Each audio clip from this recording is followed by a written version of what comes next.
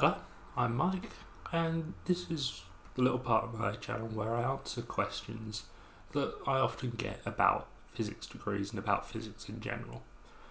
Because I'm at the other end of that, I finished my degree a couple of years ago, and it's quite interesting to go back and answer the questions that perhaps I would have asked or that people have asked me over the years. And this one I get asked a few times by people who are thinking of going into physics. And what they say is, well, they've suddenly found one of the universities has an interview process as well as just sort of personal statement, do well in your A-levels. And then it goes, okay, well, how do I prepare for that? What can I do? This is sort of the advice I'd give for that.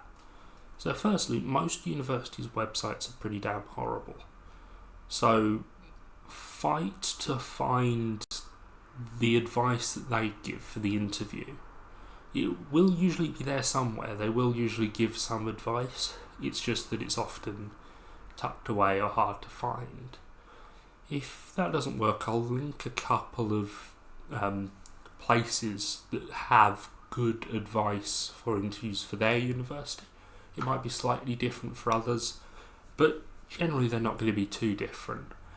And just having that advice straight from their mouth is probably more useful than being talked to by me. As I say, finding advice for the particular university you're applying to will probably be a pain, but you just have to deal with it and take it the best you can. For general advice on the questions and the way they're structured, usually they're based largely around asking you a question about physics that's quite broad. And I can't really give you any advice on what that is because it's just so spread out.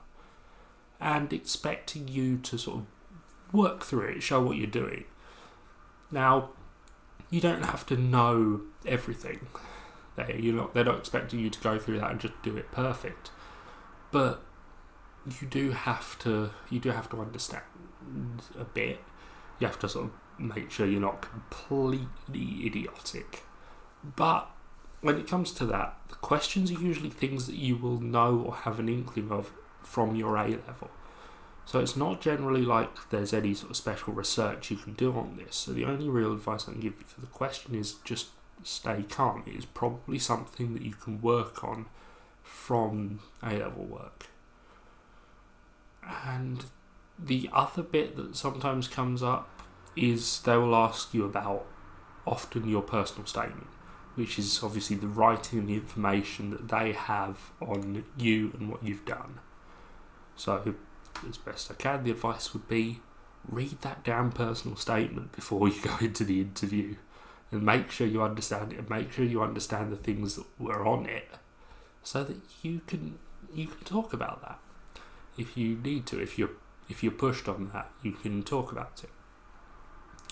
One last bit of advice that I'd give, and this is more cynical and it's not the sort of thing the university would say, but I'll give it because I think it's true.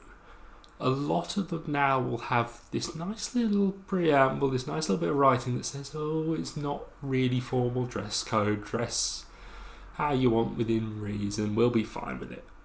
Ignore them. The person who wrote that probably doesn't know who is doing your interview, and of course you can't get rid of bias like that.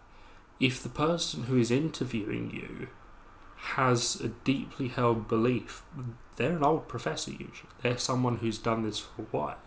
If they have that ingrained in them that to be smart, you will look smart, you will wear a suit to interviews, then no matter how much some nice idiot from the university says, oh, you can be smart casual, I don't trust that personally.